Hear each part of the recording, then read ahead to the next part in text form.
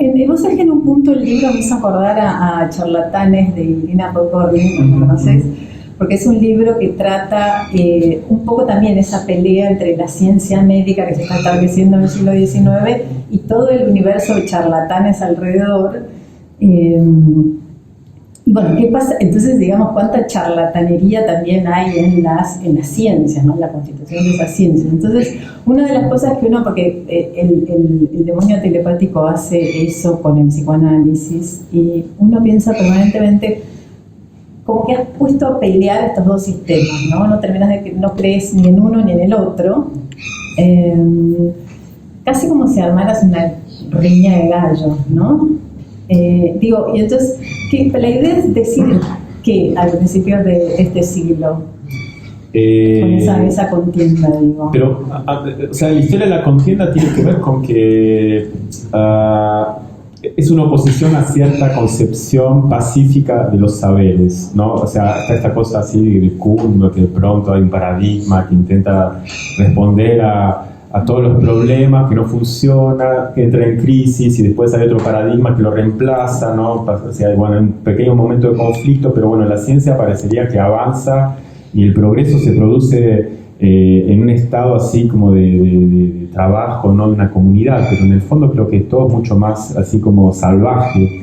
Y por ejemplo, la cuestión del psicoanálisis es un saber que está muy marcado por la guerra, o sea, bueno, está marcado por la Primera Guerra Mundial, por la Segunda Guerra Mundial, ese es el contexto en el que irrumpe, pero bueno, también Freud se va a pelear con todos, incluso se va a pelear con los psicoanalistas, entonces hay algo muy típico de los psicoanalistas, que no puede haber 3 psicoanalistas juntos sin que haya un cisma y 2 escuelas diferentes que se van a pelear hasta el fin de los tiempos.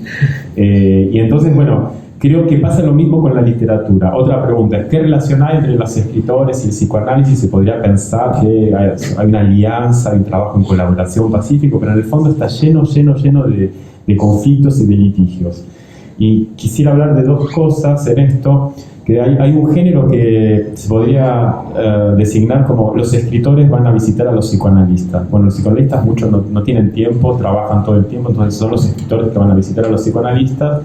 Y los psicoanalistas los atienden entre sesión y sesión, en un momentito que tienen entre 2 pacientes. Entonces André Breton va a visitar a Freud en 1921, y entonces hay un texto, como se puede decir, que bueno, el surrealismo y el psicoanálisis, bueno, están como, hay una alianza ahí.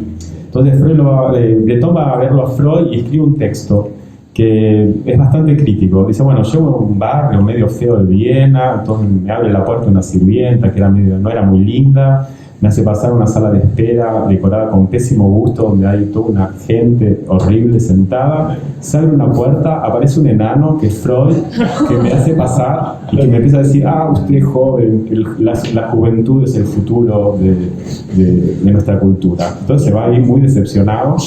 Y este texto, bueno, esto no impide que André Breton introduzca a Freud y que haya una circulación, pero que no es una circulación pacífica, es una circulación en litigio. Breton después se pelea con Freud porque cuando lee por primera vez la interpretación de los sueños en la traducción francesa, le escribe una carta a Freud para decirle que había citado no sé a qué autor sin nombrarlo, le estaba acusando de plagio. Entonces a Freud se le ponen los pelos de punta y le responde que en la traducción francesa hubo un error, porque él había citado a este autor en la bibliografía de la versión alemana, pero el traductor se había olvidado este nombre. Entonces era un error de traducción, no era que él había tenido mala fe, y ahí bueno, se empiezan a pelear. Y Freud termina diciendo que los surrealistas son locos y que no entienden absolutamente nada de arte, y se hace amigo de unos dramaturgos muy mediocres que, bueno, digamos, esos nombres se han olvidado. Este sería un primer relato. Segundo relato, es un relato argentino. Victorio Campo va a visitar a Jung. Entonces, bueno, ella no va a Viena, va a Zúrich, un día que llovió mucho, llega toda mojada, el pelo, el peinado, bueno, la ropa, un desastre. En la sala de espera empieza a espiar la biblioteca de Jung y descubre que tiene unos libros de novelas policiales, y entonces queda totalmente fascinada que un hombre tan inteligente lea novelas policiales. Se abre la puerta y aparece un hombre alto, apuesto, rubio, de ojos claros, ario, ¿no? Que le invita a pasar, y ella fue a visitarlo a Jung para invitarlo a Argentina porque quería traducir sus libros. Entonces Jung, cuando ella lo invita a Argentina, dice, en Argentina leen mis libros, así como diciendo, bueno, en las pampas, no sé, los gauchos leen. Y bueno, entonces rechaza la invitación, Y cuando están saliendo, están los dos perros de Jung. Entonces, ¿sabe? Este perro es extravertido y este es introvertido, pero a veces me confundo y no sé cuál es el extravertido y el introvertido. Esto no impide que Victorio Ocampo publique, ¿no?, a Jung, y publique un libro sobre los ovnis en los años 60 que se llama Cosas que se ven en el cielo. Y entonces, bueno, funciona un poco así el psicoanálisis y la literatura. No funciona en la alianza, en la colaboración pacífica, funciona un poco en la pelea, en el malentendido. Por eso insisto tanto en la guerra. Era como, bueno, es como un matrimonio donde, entre la literatura y el psicoanálisis, o el inconsciente y las letras, donde, bueno, están todo el tiempo peleándose y que en la pelea surge algo. Pero acá parece haber como una decisión de elegir a la literatura en esa contienda, ¿no lo ves así? Bueno, yo elegí la literatura en esa contienda. Pero en este libro...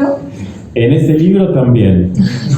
No, pero bueno, tiene que ver con una... O sea, yo empecé a estudiar... Pues parece la única que sobrevive. Claro, no fui a Puan, fui a la UBA Psicología, entonces quedé marcado de la psicología, ¿no?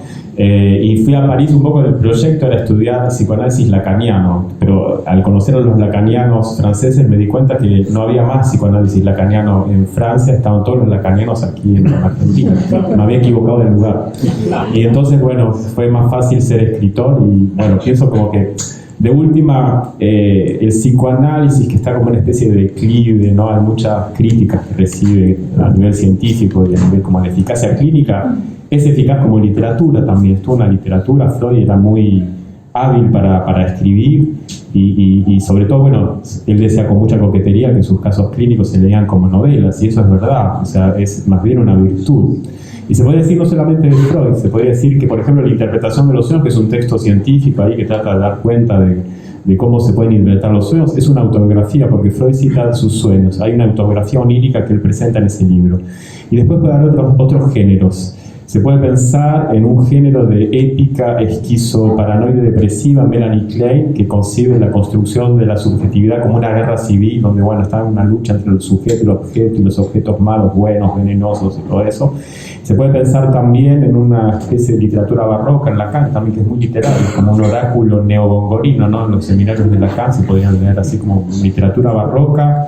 E incluso Jung, que yo lo voy a incorporar al psicoanálisis, se podría pensar que trata de inventar una mitología moderna. Y él dice, bueno, los dioses se fueron, Dios se murió, y en lugar de los dioses, ¿qué quedan? Los síntomas. Entonces, en lugar de tener religión, tenemos neurosis, y lo que reemplazó a los antiguos dioses del Olimpo son los síntomas neuróticos, depresivos, o sea, esquizofrénicos, ¿no? Y bueno, creo que ahora se puede leer con mucha más libertad que antes. Uno no tiene que pelearse con ningún psicoanalista. Creo que los psicoanalistas están tratando así como de sobrevivir en un mundo que les es muy hostil. Se puede pensar que todo eso es una forma de literatura. Y casi parece que el demonio telepático dice, bueno, en realidad lo único que queda es la escritura, ni siquiera la literatura, ¿no? Y la escritura pensada también como un sistema telepático, ¿no? Donde hay mentes que se... Bueno, en realidad esa es una hipótesis que haces a partir de la obra del Hebrero, donde hay mentes que se van transmitiendo y a su vez otras a otras y otras a otras. ¿Podrías decir ahí? Está la cuestión de la escritura, o sea, cuando escribimos, ¿quién escribe? Porque, bueno, hay veces que se nos ocurren cosas que son muy extrañas. Y entonces está esta historia del demonio, que en realidad tiene una palabra que tiene una muy mala prensa. En general, cuando uno dice demonio, piensa en el diablo, piensa en un ser maléfico, es el monarca del mal, el demonio o el diablo. Pero esto es un problema de esta palabra que fue muy maltratada por el cristianismo, porque antes tenía otro sentido. Digamos que es el sentido, la palabra diablo se utilizaba para traducir la Biblia, cuando se traduce al griego y al latín para traducir la palabra hebrea Shatán, que es Satán. Pero bueno, el demonio en realidad era el daimon, y en la antigüedad se pensaba que el mundo de los dioses y el mundo de los mortales, de los hombres, estaba separado. Los dioses no intervenían directamente y necesitaban para intervenir un intermediario, ¿no? Un mensajero, que era el daimon. Y los daimon tenían funciones muy específicas, se ocupaban de muchas cosas, no solamente de inspirar a los poetas, o sea, se ocupaban de transmitir los mensajes en los sueños. Cuando aparecía un sueño premonitorio era el daimon el que llevaba ese mensaje, era el daimon el que se ocupaba también de dividir los hígados de los animales en las prácticas adivinatorias, incluso se ocupaba del vuelo de los pájaros, de la manera en que cantaban, de la manera en que llovía, de cómo caía un rayo. Bueno, tenía muchos trabajos en la antigüedad. Y está esta imagen o esta idea de que cuando se escribe es un mensaje que nos viene de otro lado. Ese otro lado puede ser como un lado así, el más allá, puede ser el mundo de los dioses, pero en un mundo desencantado como el nuestro también puede ser el inconsciente, ¿no? Que reemplaza un poco o reconfigura todas esta especie de arquitectura, ¿no? De un mundo que es radicalmente otro. Y se puede dar esta definición tanto del inconsciente como del mundo sagrado, que es un mundo que es radicalmente heterogéneo al nuestro.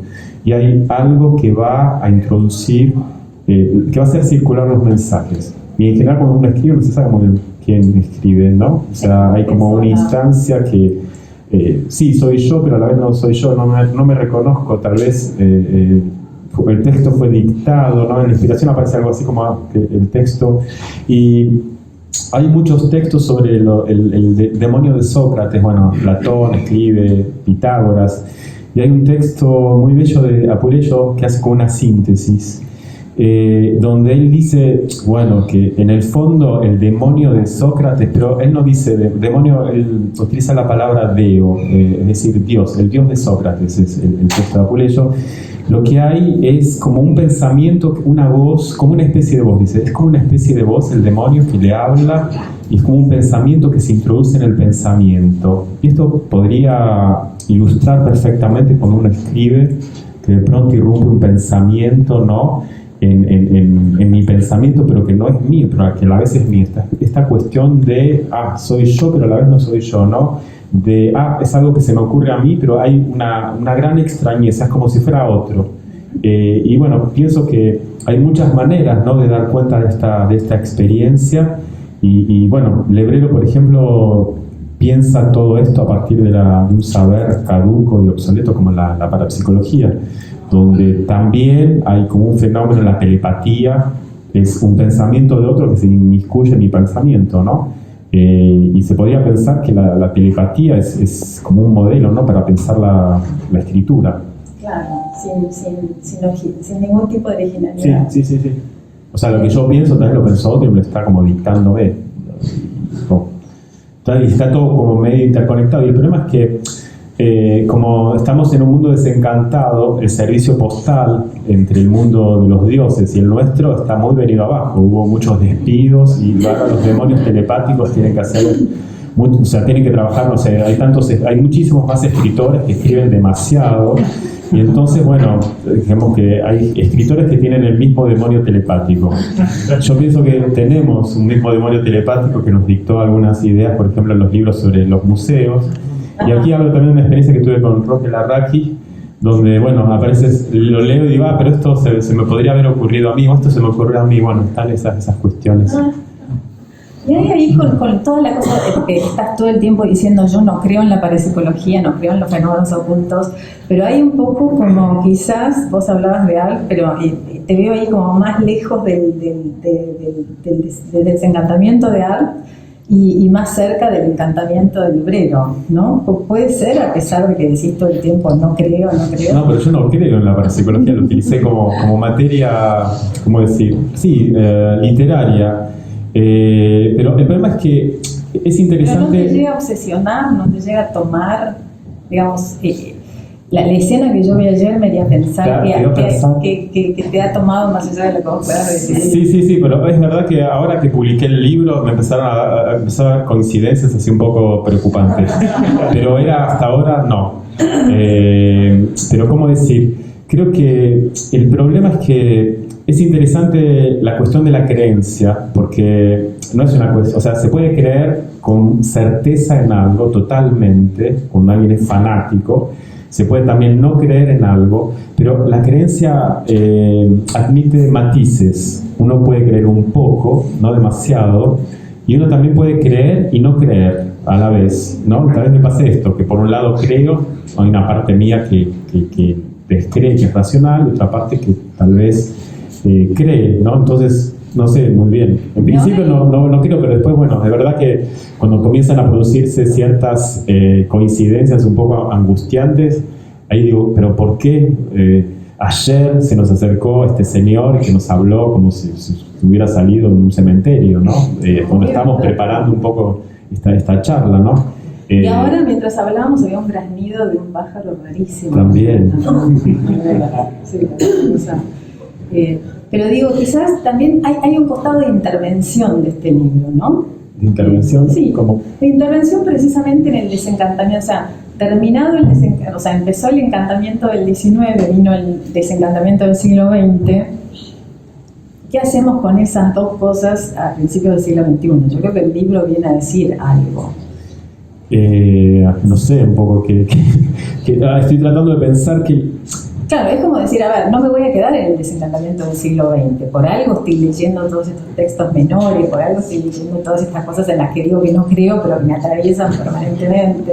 Pero hay algo que tiene que ver, bueno, tiene que ver con la literatura, pero es como una práctica profana, o sea, no tiene nada de mágico la literatura, pero... Yo creo que hasta tiene que ver más con la escritura. ¿Con la escritura? Yo veo algo más con la escritura, no tanto con la institución literaria. Sí, con la escritura, ¿no? Pero muchas veces me pasa, y no sé si a ustedes les pasa, si escriben, que en un momento, yo pensé, ¿por qué pasa esto? En un momento me pongo a escribir, no sé, esto es sobre telepatía, pero por ejemplo cuando escribía Microbios, me empecé a enfermar, como si el tema empezara, no fuera simplemente un tema literario, sino como que se sale del libro y entonces me empiezan a ocurrir cosas que la realidad termina siendo como un capítulo del libro que estoy escribiendo. Y un poco me pasó también con el demonio telepático, ¿no? Que bueno, yo lo había terminado y pasó esto que lo conocía Roque, que tenía muchas similitudes temáticas, y descubro que éramos vecinos, vivíamos en el mismo lugar, ¿no? A 200 metros, y entonces, bueno, empiezan a ocurrir así como coincidencias. Y eso pienso que se podrían dar varias explicaciones. Una explicación mágica, se podría decir que la literatura tiene un poder mágico, entonces cuando yo escribo una palabra, esa palabra empieza como a tener efectos en lo real, pero podría dar una explicación mucho más racional, y podría decir que hay algo performático. El hecho de escribir un libro, pasar mucho tiempo escribiendo y trabajando en las palabras, hace que esas palabras no tengan el mismo peso que un mensaje de WhatsApp, donde bueno, yo no pienso y lo mandé en un segundo. Entonces la palabra, por ejemplo, microbios, la palabra demonio telepático, hace que de última, cuando escribo esta palabra, y lo escribo durante, no sé, años y años, termine teniendo un efecto en la realidad, y que la realidad termine teniendo como una estructura de ficción. No sé, eso es una experiencia que yo puedo tener, no sé si soy el único o no, pero creo que tiene que ver con finalmente algo que los psicoanalistas también saben, ¿no? Es que el lenguaje termina produciendo efectos en la realidad, que la realidad no es la realidad, tal vez es las palabras que usamos para vivir esa realidad, y que de última no hay realidad más allá de las palabras. Y entonces el hecho de tener una palabra a la cual le damos un afecto, esto hace que esta palabra tenga un efecto mágico después en la realidad.